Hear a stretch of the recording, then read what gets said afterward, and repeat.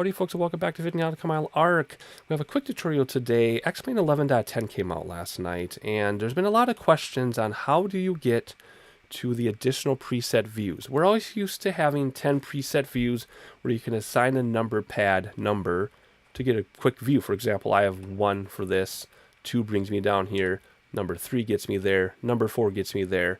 So 1 through 10, that's very simple. You just hold control and push a number on the number pad and you can get your 10 view set up. However, we now have 20 views. So how do you get to 11 through 20? Well, you have to set them up and assign how you're going to set them up and then set them up all on your own. It isn't that hard once you know, but if you don't know, it's confusing, all right? That's the issue. If you don't know, it is tricky, okay? So here we go. There are 2 steps involved, and it's kind of like working backwards. Step 1 is you have to go to your settings menu, go to your keyboard menu, and then come to your views menu here, and then your quick look menu here, okay? So that was settings, keyboard, views, quick look, all right? So then to do step 1, you have to go down to save 3D cockpit location 11 through 20. Because 1 through 10 is already done by X-Plane. It's your number pads, 0 through 9.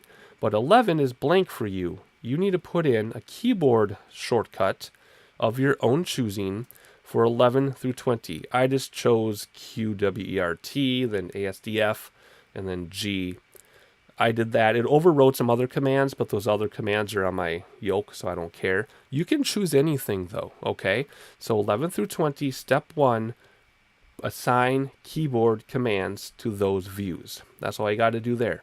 Step 2, though, you need to assign a way to save those commands. So for example, if you think of 1 through 10 on the number pad, you hold control in the number. That's what you're going to do for this. So again, 11 through 20 is blank for you. What I did is I assigned control before the letter so that I didn't have to memorize 2 things.